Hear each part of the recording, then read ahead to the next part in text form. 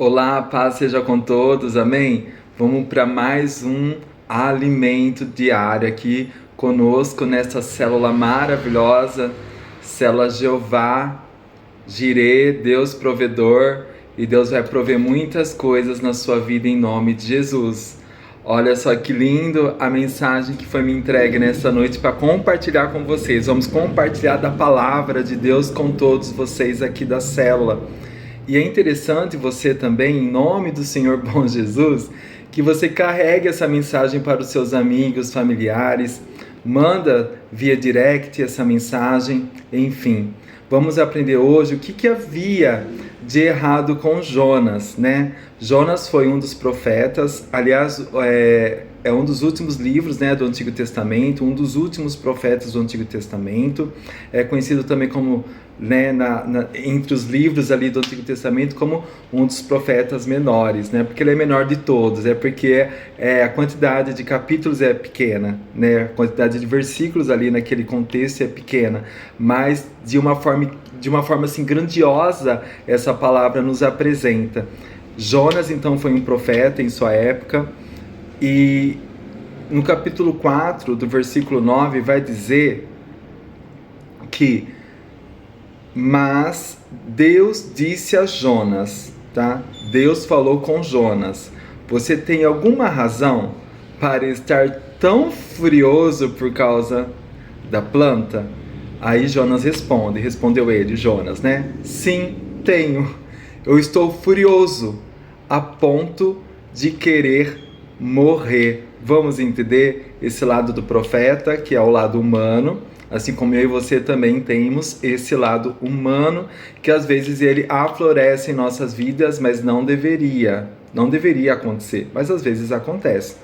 O Senhor então perguntou a Jonas, né? Você acha que é razoável, né, essa sua raiva por causa da planta? Jonas respondeu: é tão razoável que até quero morrer. Jonas foi então um dos profetas, né, que compõe a última parte ali do Antigo Testamento. O Antigo Testamento, gente, menciona muitos outros profetas do Senhor, né? E o que havia, né, de comum na vida entre os profetas do Senhor é que todos eles eram humanos, mas também foram chamados por Deus e fizeram então a vontade de Deus aqui na terra. Mesmo com as suas falhas, eles responderam sim para o Senhor e fizeram a sua parte aqui na terra. Amém? A presença maravilhosa do Espírito Santo era com eles. A gente vê isso, né, no Antigo Testamento muito forte, muito poderoso entre os profetas, entre os reis ali daquela época. As maravilhas de Deus, as grandezas e proezas de Deus sobre aquele tempo era assim espantoso, era grandioso, né? Quem diria nós ter vivido, né, e presenciado essas grandes coisas que o Senhor fez? Mas eu quero dizer que a maior coisa que Ele já fez na nossa vida é ter entregado o seu único filho para morrer por nós. Isso já é o suficiente, isso já é grande, isso já é poderoso. E nada é maior do que isso, nada é maior do que esse sacrifício de sangue de Cristo pelas nossas vidas, aleluia! A presença gloriosa do Espírito Santo estava com eles e está conosco também. A partir de Pentecostes, todos os salvos por Cristo têm o direito do batismo no Espírito Santo e ao poder do Espírito Santo. Mas no Antigo Testamento não era dessa forma. Somente algumas pessoas tinham a presença do Espírito Santo, no qual os profetas, os sacerdotes daquela época, né, gente? Hoje não. Hoje todos nós temos esse direito e adquirimos isso após o Pentecostes, após a vinda do Espírito Santo sobre os discípulos ali reunidos, e hoje nós temos acesso a esse amigo maravilhoso, Espírito Santo de Deus, que você possa orar e pedir a graça dele sobre sua vida, que você possa orar e pedir a presença gloriosa do Espírito Santo, porque com o meu amigo, o seu amigo, o Espírito Santo, vem a alegria, vem a paz, enfim, o mal tem que sair com a presença desse leão, o Espírito Santo de Deus. A Bíblia fala que quando o valente está, o outro tem que sair. E que esse valente, glorioso Espírito Santo esteja sobre você. E que nenhum mal venha lhe atingir, nenhuma seta de Satanás venha atingir você, nem a sua família. Peça para que o Espírito Santo te encha a cada dia, preencha o vazio do teu coração a cada dia. Peça a presença do glorioso Espírito Santo na sua vida, que ele venha reinar gloriosamente sobre você, sobre sua família, sobre seus projetos, enfim, em nome de Jesus, porque naquela época só eles tinham esse direito de ter o Espírito Santo. Hoje eu e você temos. Esse poder glorioso está em nós, oh glória a Deus, está em nós esse poder maravilhoso que é a presença do Espírito Santo. E a presença do Espírito Santo estava com Jonas, comprovadamente foi uma dessas pessoas, né? Cheia do Espírito Santo. Agora vamos observar o capítulo 1 de Jonas, versículo 6, que vai dizer assim, ó. Todo mundo sabe, conhece bem essa história, né? Mas vamos ler aqui Jonas, capítulo 1, versículo 6, que diz: o capitão dirigiu-se a ele e disse: como você pode ficar aí dormindo? Levante-se e clame ao seu Deus. Talvez ele tenha piedade de nós e a gente então não vai morrer. Vocês conhecem essa história de Jonas, que foi engolido pelo grande peixe, né? Porque ele estava desobedecendo uma ordem de Deus que era para ele ir para Nínive e ele não queria ir. Às vezes Deus pede tantas coisas pra gente, a gente fala não, e aí a gente sofre e não sabe por que está sofrendo. A gente sofre muitas vezes, muitas e muitas vezes, porque nós não cumprimos o chamado de Deus. Que quando Deus fala conosco, quer algo de nós, a gente recua, a gente não vai, quer fazer do nosso jeito, e aí a gente sofre, não tem como. O mar ali, aquele mar agitado, colocando medo em todo o barco, realmente eles iam morrer, né? E o comandante, sabendo que Jonas era de Deus, e ele falou para Jonas: olha Jonas, ora, clama, como você pode dormir, né? Com toda essa tempestade, com todo esse alvoroço, clame o seu Deus para nos livrar da morte, porque se você não orar, você não buscar, a gente vai morrer. E quantas vidas precisam da nossa oração, da nossa intercessão, e às vezes nós, como Jonas, estamos dormindo em meio à tempestade. Eu falo que o mundo está na tempestade, e nós deveríamos nos levantar, clamar a presença do Espírito Santo, desejar essa presença maravilhosa para que nós possamos então ser levantados como intercessores, como atalaias que estão numa posição alta e que de longe vê o Senhor retornando a Sião. Como assim? Vem o Senhor retornando a Sião. Eu digo para você, nós somos sentinelas, vigias do Senhor. Deveríamos falar: olha, Jesus está voltando e você tem que mudar a sua vida, porque Cristo está voltando. Glória a Deus. Esse capítulo, né, de Jonas, capítulo 1, versículo 6, que descreve a ação, né, do capitão do navio e o que encontrou, né, dormindo o nosso querido e amado Jonas, né? Meu Pai amado, todo mundo ali com medo e Jonas dormindo. Lá em Jonas, capítulo 4, versículo do 3 ao 9, vai dizer assim, ó: agora, Senhor, tira a minha vida, eu imploro. Jonas pedindo para tirar a sua própria vida, porque para mim é melhor morrer do que viver. O Senhor lhe respondeu: você tem alguma razão, né, para esta fúria? Jonas saiu e sentou-se no lugar a leste da cidade. Ali construiu para si um abrigo, sentou-se à sua sombra e esperou para ver o que aconteceria com a cidade. Então o Senhor Deus fez crescer uma planta sobre Jonas para dar sombra à sua cabeça e livrá-lo do calor. E Jonas ficou muito alegre. Mas na madrugada, no dia seguinte, Deus mandou uma lagarta atacar a planta de modo que ela secou. Ao nascer do sol, Deus trouxe um vento oriental muito quente e o sol bateu na cabeça de Jonas a ponto de ele quase desmaiar de tanto calor. Com isso ele desejou morrer e disse: para mim seria melhor morrer do que viver. Mas Deus disse a Jonas: você tem alguma razão para estar tão furioso por causa da planta? Respondeu ele: sim, tenho, estou furioso a ponto de querer morrer. Porque Deus havia uma planta, depois Deus tirou a planta, mas tudo isso para falar com o profeta ao seu coração. O próprio Deus revela que Jonas estava tomado por uma raiva muito gigantesca, né? Ele percebeu e percorreu que a cidade de Nínive, uma das capitais da Síria, né, que era um poderoso império, né, naquela época, naquele século.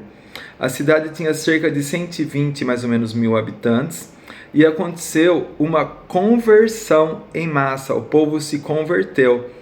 Até o rei Jonas, dormindo durante uma tempestade que quase destroçava a embarcação. O que está acontecendo com você? Agarrado no sono? Levante-se, invoque o seu Deus, crendo que a cidade estava condenada a ser destruída em poucas semanas. Os habitantes de Nínive humilharam-se diante de Deus e buscaram seu perdão. E o nosso Deus, cheio de compaixão, decidiu perdoar as pessoas. Mas Jonas detestava a ideia de a cidade ser perdoada. Jonas estava sofrendo de uma perturbação terrível que a psiquiatria teria muita dificuldade hoje em dia de tratar. Vamos aqui dar um resuminho para você. Jonas deveria ir para Nínive, porque Deus mandou para Nínive. Deus mandou ele para Nínive, mas ele não foi. Ele entrou num barco e foi em direção a outro lugar. Porque Nínive era uma cidade bárbara, né? Uma cidade barbária, né? Vamos dizer assim, uma cidade muito pecaminosa, uma cidade violenta. E Jonas, né, não queria ir para lá de início, acredito eu, com medo daquele povo, porque aquele povo era sanguinário, aquele povo era um povo que assassinava por pouca coisa. Então Jonas ali não queria ir por medo, né? E então Deus falou para ele para que ele deveria ir lá e levar a mensagem de Deus ali, né? E se caso a mensagem de Deus fosse levada àquele lugar através da boca de Jonas, e se a cidade se arrependesse, Deus, é lógico, que iria perdoar, porque meu Deus é poderoso, fiel e justo para nos perdoar. Deus perdoa, né? E Deus, então, fez com que houvesse aquele rebuliço todo no mar. Enfim, o capitão falou com Jonas. Jonas então decide se jogar no mar. Vem o peixe grande, o engole. Depois de 3 dias, 3 noites, então ele é vomitado na praia. E aonde ele foi vomitado? Em Nínive. E aí então ele faz o que Deus mandou que ele fizesse, que era pregar a palavra de arrependimento. E ele pregou a palavra de arrependimento para a cidade. Mas na cabeça dele, ele não queria que aquele povo se arrependesse. Ele estava desejando que o povo não se arrependesse para que Deus então destruísse a cidade. Jonas queria isso. Jonas não queria aquele povo convertido. Jonas queria aquele povo todos mortos. Jonas não queria que ele se arrependesse. Jonas queria a morte de todos eles da cidade. Mas a pregação dele foi tão impactante, porque era realmente a presença de Deus. Mesmo ele não querendo, não desejando fazer aquilo, ele fez. Ele fez por obrigação, por obediência, mesmo indo contra. Ele então pregou a palavra de salvação. E toda aquela cidade se arrependeu mediante a palavra da boca de Jonas. Então Deus olhou o coração daquela cidade, das pessoas que moravam ali, viu que realmente ali era um arrependimento genuíno. Então Deus perdoou todos os cidadãos daquela cidade. Nínive foi perdoada. Houve um arrependimento em massa. Eu quero dizer algo ainda maior, que houve um avivamento em massa, né? Todos eles ali estavam redimidos, lavados pelo perdão do grandioso Deus. Aleluia! Mesmo eles sendo maus, Deus olhou para eles e eles se arrependeram, porque primeiro foi o arrependimento. O primeiro passo de Nínive foi se arrepender, e eles se arrependeram. Então Deus olhou para o arrependimento, para o coração deles, e os perdoou de todos os seus pecados. Eu quero dizer aqui que não importa o que você fez ontem, o seu passado, o Senhor hoje quer que você se arrependa. Deus quer te perdoar de todo o coração. Deus quer te revestir com vestes novas. mas é necessário, igreja do Senhor, se você ainda não decidiu por Cristo, ainda não desceu as águas do batismo, eu quero dizer para você, faça isso o mais rápido possível, se arrependa dos seus atos, porque Deus quer te perdoar, Deus quer te livrar do mal, Deus quer te revestir com as vestes gloriosas, como está descrito em Efésios 6, mas Deus quer te revestir com uma força maior do que essa, que é o Espírito Santo de Deus. Deus quer te batizar com água, mas também Deus quer te batizar com o poder do Espírito Santo de Deus. Queira isso para a tua vida. Queira queimar de paixão, de amor por Cristo Jesus. Deixa que o Espírito Santo de Deus nessa noite venha revelar ao teu coração quem é Cristo Jesus na tua vida, quem é Cristo Jesus para essa terra, quem é Cristo Jesus para a tua família. Deus veio para todos, Jesus veio a essa terra para todos, para os maus e para os bons.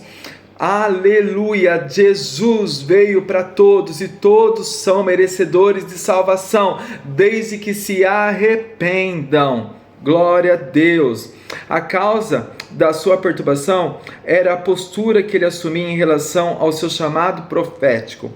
Jonas pediu e insistiu com Deus que queria morrer. Isso ocorre com todo servo de Deus que foi cheio um dia do Espírito Santo e que não é mais. O apóstolo Paulo, sabendo disso, o perigo que isso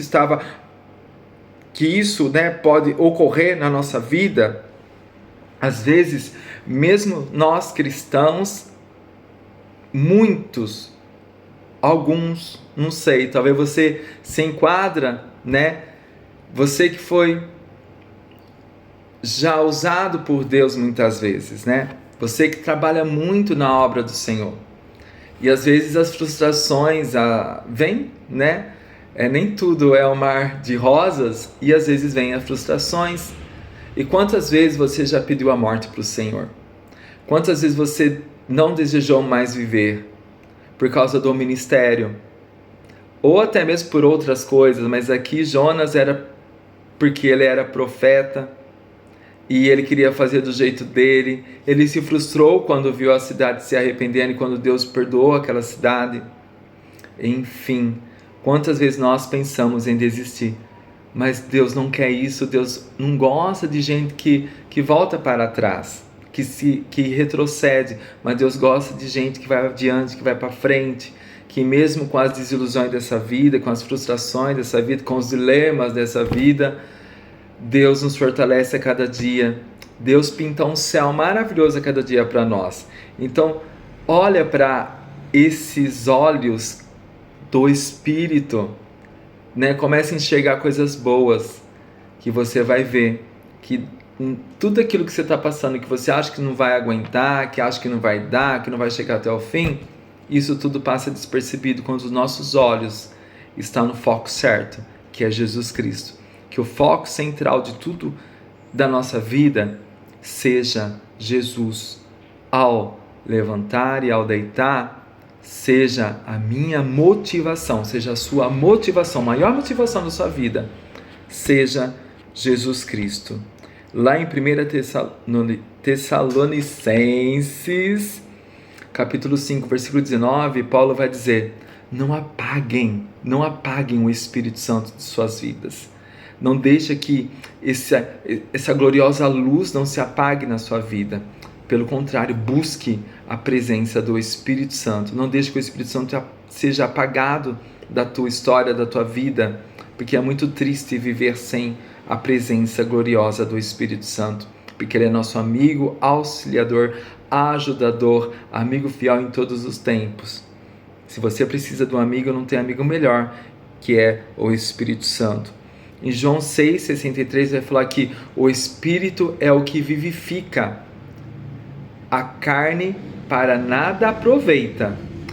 As palavras que eu vos digo são Espírito e vida. Então essa palavra é Espírito e vida para você, e não somente para você, é para quem te ouve, é para quem está do seu lado, é para quem vê a tua vida, são para todos que estão ao seu redor. Jesus declarou: o Espírito Santo é que vivifica. É simples assim. Se eu sou cheio do Espírito de Deus, eu tenho, lógico, vontade de viver e querer viver muito em abundância. Se eu me esvazio da presença do Senhor na minha vida, a vontade de viver acaba. Então seja cheio pela presença do Deus vivo, seja cheio do Espírito Santo, seja cheio de Cristo Jesus ungido, Filho de Deus vivo sobre você, seja cheio pela presença de Deus, porque quando nós estamos cheios da presença de Deus, não há lugar para vazios em nosso coração. Então a gente não vai buscar a nossa felicidade em nenhum outro lugar. Já busquei e já encontrei, minha felicidade é Cristo Jesus. E quando nós encontramos essa fonte que é Cristo Jesus em nossa vida, não tem motivo, gente, não tem motivo para estar vazio, ou ficar triste, ou decepcionados, enfim, frustrados com o dilema da vida. Seja cheio pelo Espírito de vida. Ao entregar a sua vida a Jesus e ser batizado com o Espírito Santo, o próprio Espírito amado levará você a amar as pessoas e perdoá-las e desejar vê-las salvas também, né? A alegria nossa é ver os nossos irmãos sendo salvos. Aleluia! Então, se você ainda não se decidiu por Cristo, decida hoje, confesse que Ele é o único Senhor, suficiente, Salvador, o único mediador, o único que nos liga ao Pai. Jesus é o caminho, a verdade e a vida. Ele é a ponte, Ele é a porta que temos que passar por ela. Jesus é o caminho, Jesus é a verdade, Jesus é a vida. Amém? Deus abençoe cada um de vocês. Peça nas suas orações de madrugada: encha-me, Espírito Santo, me enche da tua presença, me enche até eu transbordar, me enche até que a tua glória venha e se manifeste através da minha vida. Diga sim, como Isaías falou sim: eis-me aqui, Senhor, envia-me a mim. Mande-me para as nações, mande-me para as ruas, mande-me neste bairro, nessa cidade. Eu quero falar do teu amor, eu quero falar a respeito de salvação, para que não somente eu seja salvo, mas que todas as pessoas que estejam ao meu redor sejam salvos pela palavra viva que nos vivifica. Como eu disse, a carne nada aproveita, mas o Espírito é que nos vivifica. Amém? Deus abençoe cada um de vocês.